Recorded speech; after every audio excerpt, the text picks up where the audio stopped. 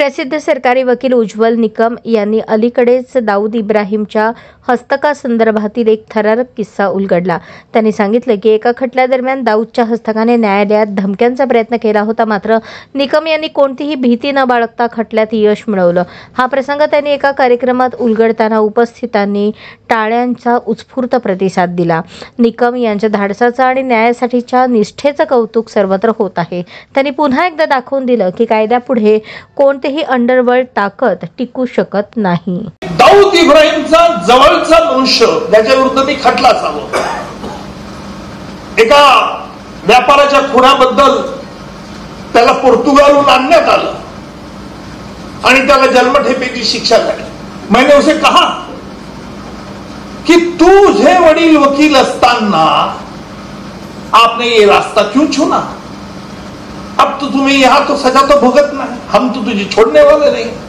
पण मुझे लगता कि तूने गलती की, तू चुकीच्या मार्गाने वळलास। त्याला शिक्षा झाली जन्मठेपेची। मी त्याच्या विरुद्ध युक्तिवाद केला, त्याचे डोळे लाल, चेहरा लाल, गोरा पांतो आरोपी चिडला। मी म्हटलं गुस्सा मत कर, जेल में जाके एक्सरसाइज करना, खुद को ख्याल में रखना, तंदुरुस्त रखना। अगर तूने तंदुरुस्त रखा तो ही तो जीवित हो रहेगा, नहीं तो जीवित नहीं रहेगा। हे त्याला असं सांगत होतो, तो माझ्याकडे टकमका बघत होता। त्याला वाटलं मी हे काय त्याला भौतिक देतोय।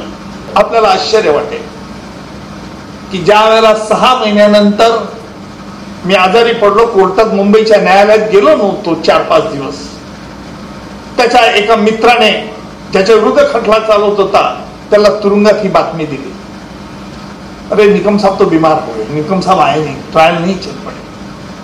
तुम्हाला आश्चर्य वाटेल, माझं पत्र इथे दाखल तुम्हाला मी राज्य, त्याने तुरुंगातून मला पत्र पाठवलं त्याच्या मित्राबरोबर, उज्ज्वल जी आप अच्छे इंसान हो, आपकी तबीयत खराब थी, ये फोन कर मुझे बहुत दुख हुआ, आप न्याय के प्रति अच्छे काम करते हो। हे एका गुन्हेगाराने प्रमाणपत्र, गुन्हेगाराने माझी वाहवा करावी राज्य, याला आपण जर कर्तव्यापासून हटलो नाही तर सगळेजण आपल्याला नमतात।